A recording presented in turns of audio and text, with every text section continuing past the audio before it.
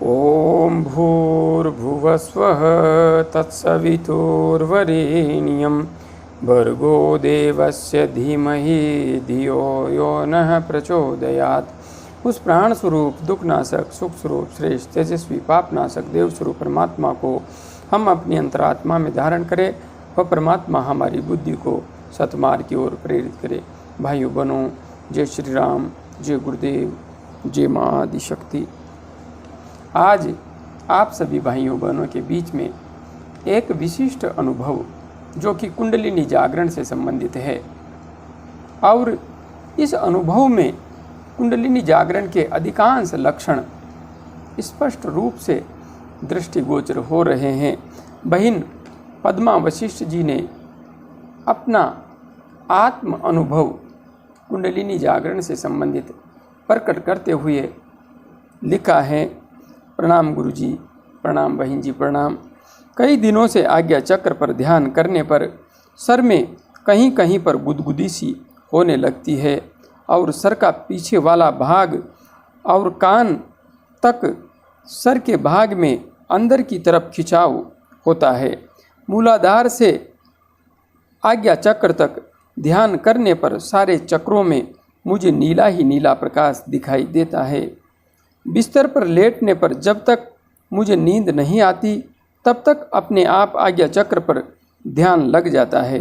मुझे साफ प्रतीत होता है कि मेरे शरीर की सारी कोशिकाएं एक जगह से दूसरी जगह घूम रही हैं और सर के अंदर तो कोशिकाओं की ज़्यादा ही भगदड़ मची रहती है। तालू वाली जगह पर भी लगता है जैसे पीछे की तरफ जो सर का ऊंचा भाग होता है, तालू की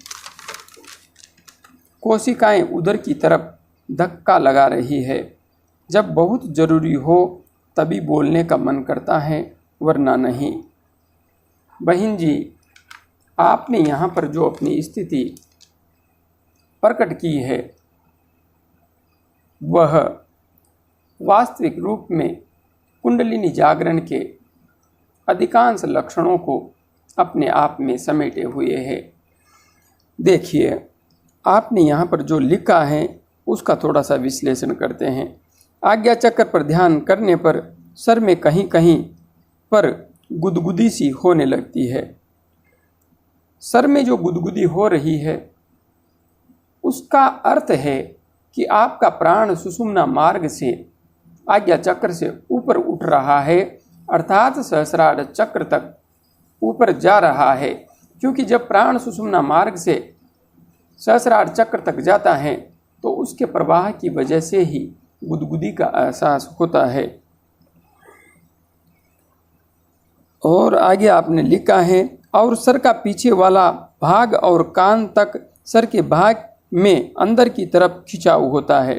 बिल्कुल, जब आपकी ऊर्जा उधर्व होती है और आपका ध्यान आज्ञा चक्र पर टिक जाता है, एकाग्र हो जाता है, तो आपके इन भागों में खिंचाव होना एक स्वाभाविक प्रक्रिया है। मूलाधार से आज्ञा चक्र तक ध्यान करने पर सारे चक्रों में मुझे नीला ही नीला प्रकाश दिखाई देता है।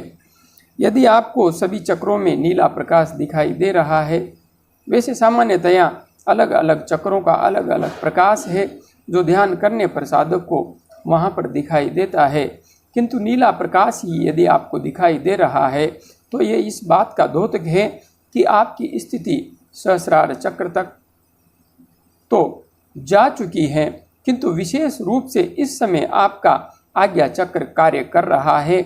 आज्ञा चक्र विशेष रूप से सक्रिय है। इसी की वजह से भगवान शिव का जो वास्तविक प्रकाश है, नीला प्रकाश, वह आपको संपूर्ण चक्रों में प्रकाशित होता हुआ दिखाई दे रहा है। बिस्तर पर लेटने पर जब तक मुझे नींद नहीं आती तब तक अपने आप आज्ञा चक्र पर ध्यान लग जाता है। यह अपने आप में ध्यान की गहराई को प्राप्त कर लेने का बहुत अच्छा एवं स्वाभाविक लक्षण है। मुझे साफ प्रतीत होता है कि मेरे शरीर की सारी कोशिकाएं एक जगह से दूसरी जगह घूम रही हैं। आपको ऐसा लगता है यही काय वयु ज्ञान की एक प्रकार की सिद्धि है। हमें ध्यान करते हुए हमारे शरीर के अंदर होने वाली जो घटनाएं हैं, जो धड़कनें हैं, कहाँ कहाँ पर क्या क्या प्रतिक्रिया हो रही है, उसका आभास होने लगना ही हमारी काया के संबंध में स्पष्ट और विशेष ज्ञान का संकेत करता है। इसलिए आपको इस प्रकार का अनुभव आ रहा है तो स्पष्ट है कि आप कुंडलिनी साधना के काफ़ी ऊंचे सोपान पर पहुंच चुकी हैं। और सर के अंदर तो कोशिकाओं की ज़्यादा ही भगदड़ मची रहती है, बिल्कुल, क्योंकि सारे विचारों का केंद्र हमारा मस्तिष्क ही है। और साधक जब उच्च स्तर पर पहुंचता है तो मस्तिष्क में उठने वाले कंपनों को वह स्पष्ट रूप से समझ पाता है, कहाँ पर कैसा प्रकाश फैल रहा है, कौन सी नाड़ी किस तरीके से काम कर रही है, अमृत का स्राव कहाँ से होता है और किस किस प्रकार की क्रियाएं होती है। सारे के सारे अनुभव स्पष्ट रूप से साधक को होते हैं। इसलिए आपकी स्थिति बहुत सुंदर है। आगे आपने लिखा है, तालू वाली जगह पर भी लगता है जैसे पीछे की तरफ जो सर का ऊंचा भाग होता है, तालू की कोशिकाएं उधर की तरफ धक्का लगा रही हो। जब बहुत ज़रूरी हो तभी बोलने का मन करता है, वरना नहीं। बहन जी, जब इंसान अपने आत्म स्वरूप में स्थिर होने लगता है तो उसे अपने आत्म स्वरूप में आनंद आने लगता है। फिर वह इस संसार के भाग दौड़ भरे जीवन से कहीं न कहीं थोड़ा सा अलग अपने आप को शांत रखना चाहता है, क्योंकि उसका आनंद उसकी शांति में है, उसकी मौन मानसिक स्थिति में है। इसलिए आपको जो तालू के पीछे की तरफ धक्का लगने का एहसास हो रहा है, वह भी इसी बात को दिखा रहा है कि आज्ञा चक्र विशेष रूप से अभी सक्रिय हो रहा है। और जो यहाँ पर बोलने का मन आपका नहीं कर रहा है, तो विशेष रूप से जब आज्ञा चक्र प्रकाशित हो जाता है तो उस स्थिति में साधक को मौन मानसिक रहना काफ़ी अच्छा लगने लगता है। इसलिए आप विशेष रूप से आज्ञा चक्र के जागरण की उच्च अवस्था में इस समय हैं। निरंतर साधना करती रहिए। मेरी शुभकामनाएं आपके साथ हैं। यहाँ तक आप पहुँची हैं, इसके लिए बहुत बहुत बधाई। अभी के लिए इतना ही। और हाँ, आप निरंतर साधना करती रहिए। मेरा वीडियो आज्ञा चक्र का जागरण कैसे करें देख लीजिए, क्योंकि हो सकता है कुछ हद तक उस वीडियो से भी आपको बहुत कुछ सीखने को मिले।